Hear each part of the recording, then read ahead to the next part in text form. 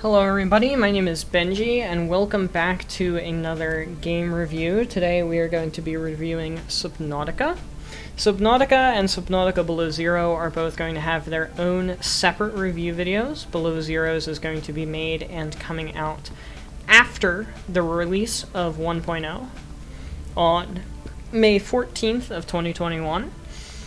I'm going to be covering Subnautica Below Zero in stream on the channel starting Sunday, May 16th, to give people 2 days to experience the game for themselves before they try to come and watch me play the game instead.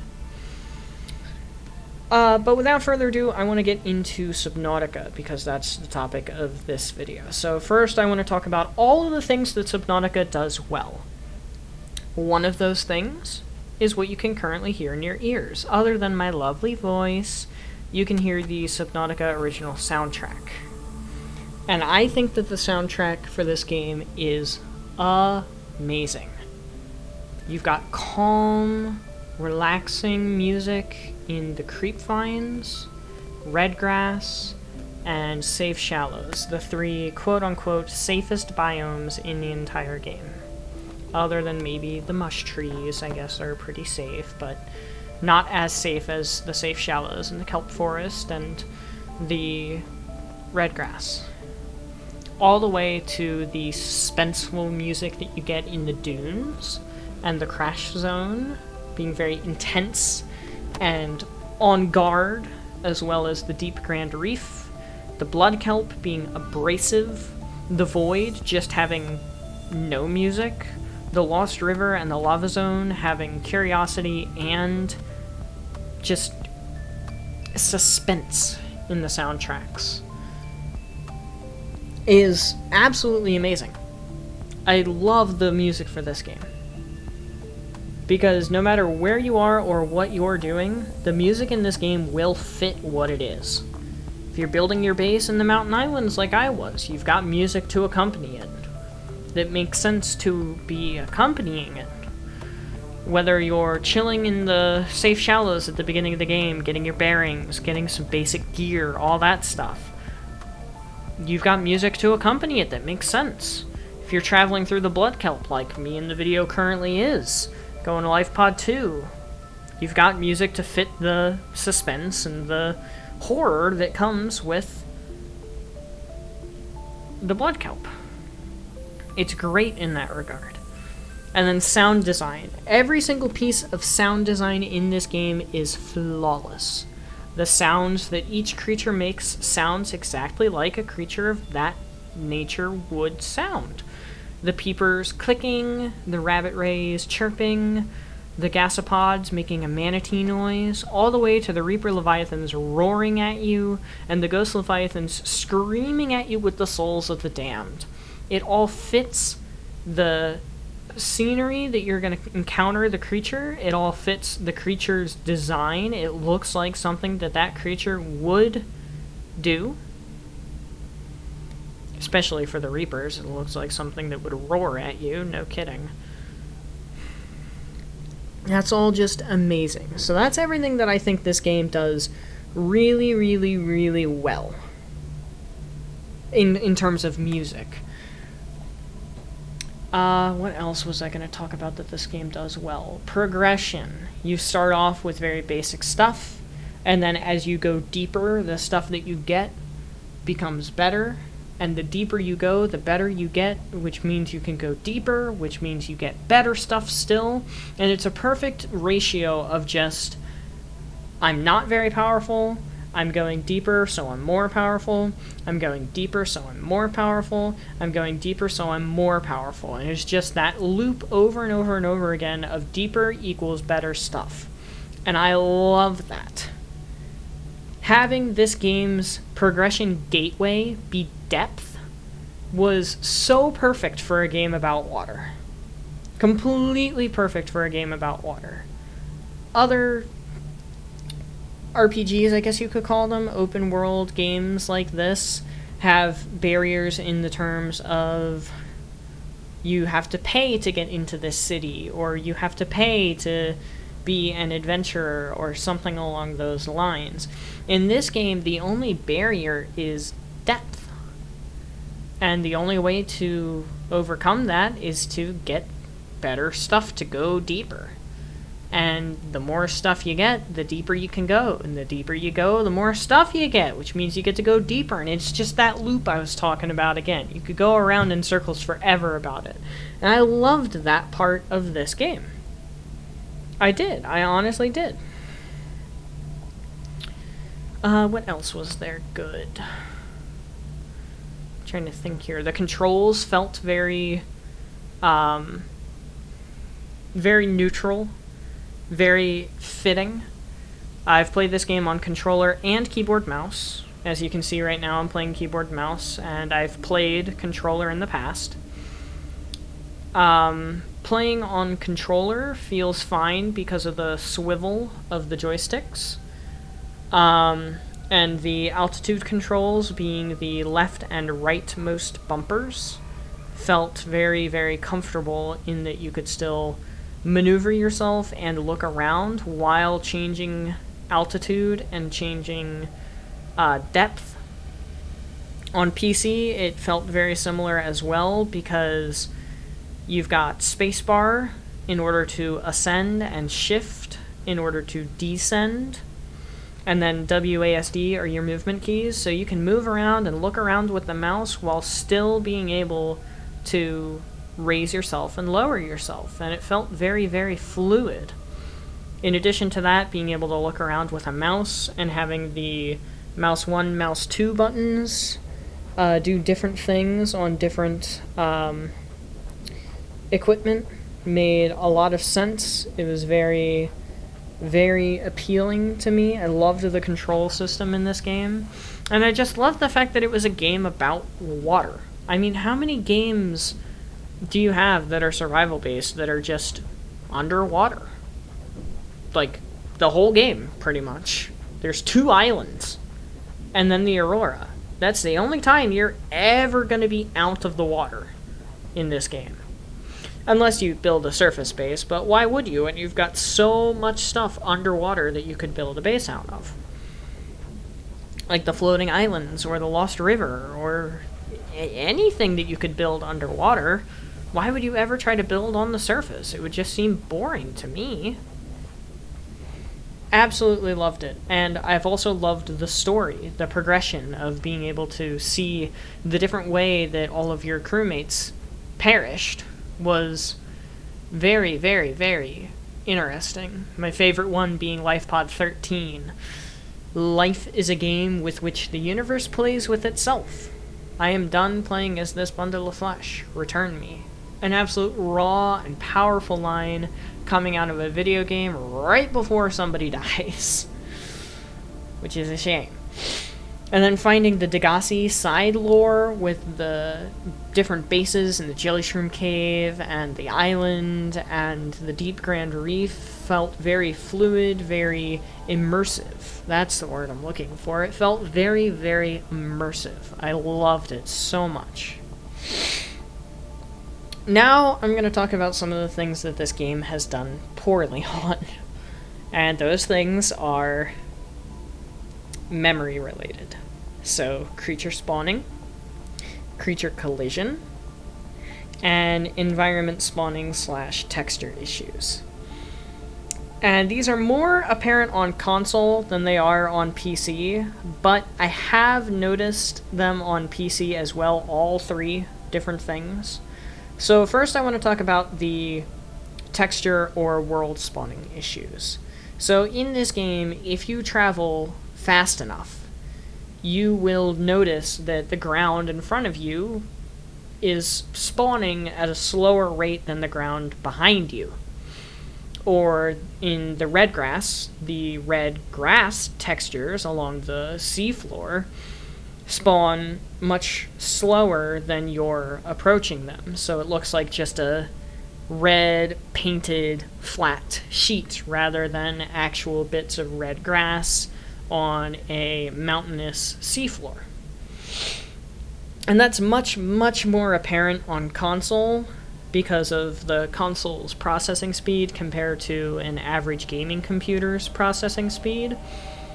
But I'm not going to try to compare, like, PC Master Race. Of course a PC is going to beat a console. An $800 PC is going to beat a $300 console in terms of processing power and loading.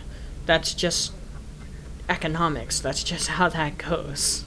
It's not something that should come as a shock to anybody at all.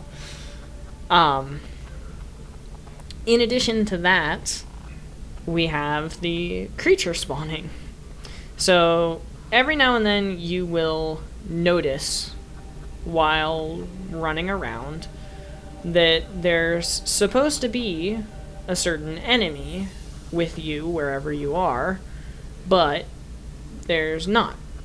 And then you turn around and all of a sudden there's 5 of them floating in the air. Specifically, this happens a lot with the blood crawlers and the cave crawlers that you find on the mountain island and the floating islands, where I've had a couple of times on the floating island making my base where I go down and there's no crabs, and then I look again and there's an absolute bunch of crabs. And they're all just falling down to the seafloor because they spawned incorrectly, and that sucks, honestly. The fact that they spawn wrong all the time is really, really, really stupid. And you would think that they would fix the game at this point to spawn them correctly, or maybe they just didn't have the ability to, or didn't have the opportunity to, with the development of Below Zero this entire time, which is understandable and fair. It's a minor kind of visual thing that ruins the immersion, but it doesn't break the game to the point where you're going to die and lose a run because of it. In addition to that, we have the entity cramming issues. And the entity cramming issues are super fun. They're honestly more hilarious than they are detrimental, so this isn't really a complaint about it more than it is just kind of pointing out that it's a thing. Every now and then, Subnautica has really interesting collision that it decides to implement with its environment and its entities, where an entity will hit a wall or another entity or resource or something and just fling it in the opposite direction as fast as humanly possible. There's plenty of videos out there that you can see on YouTube. There's a couple of instances of it happening on stream for those of you who have been out to those and have seen those.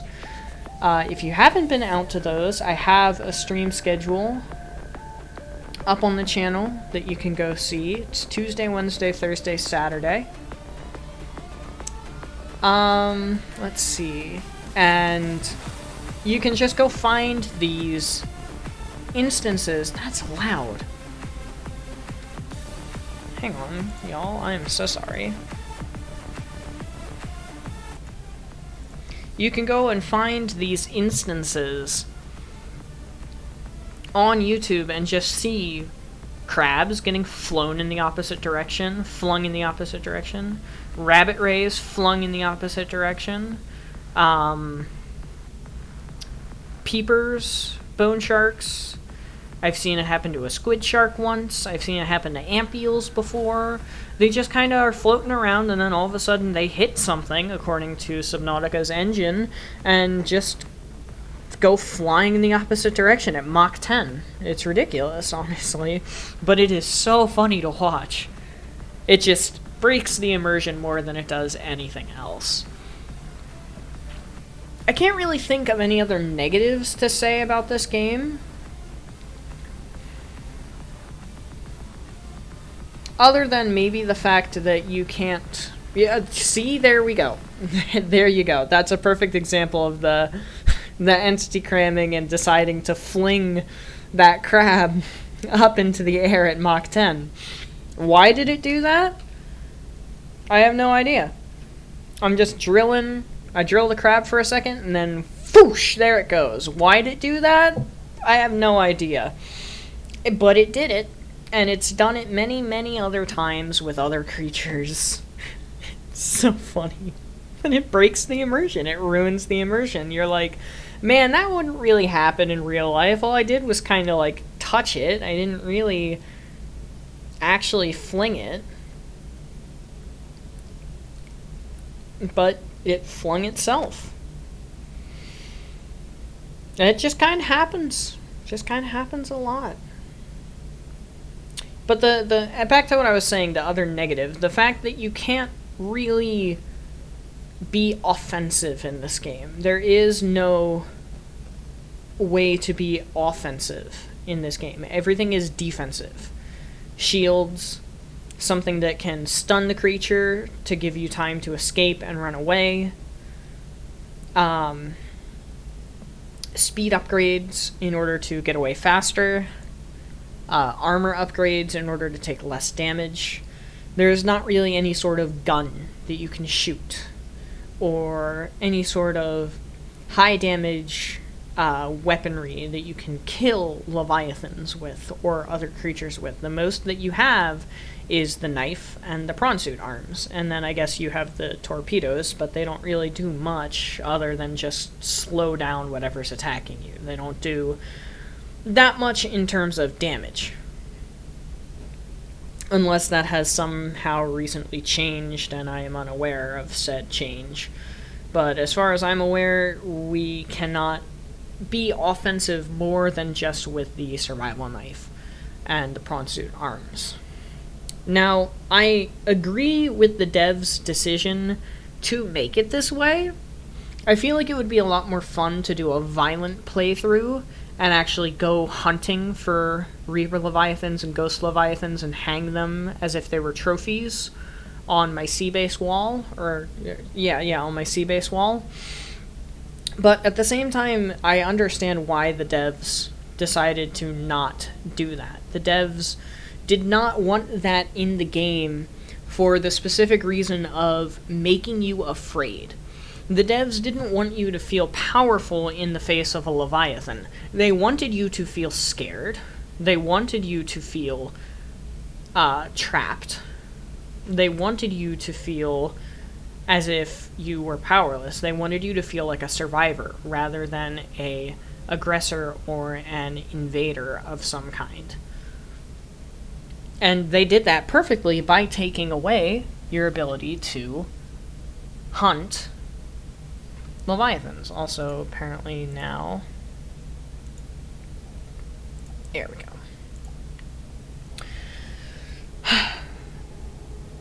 So there's a reason for them taking the aggression out of this game, but at the same time, I do wish that there was an aggressive method that you could use, if that makes any sense whatsoever.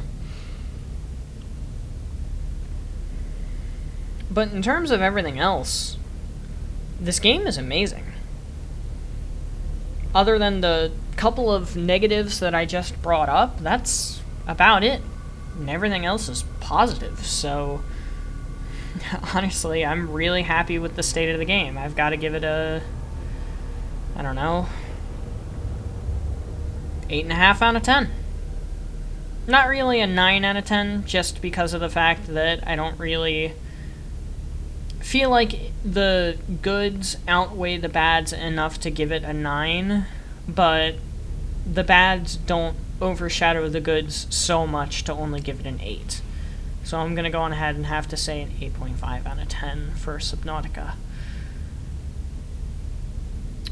Let me know your opinions down in the comments. That's really all I have to talk about relating to Subnautica, and I hope you guys have enjoyed, so please have a wonderful day.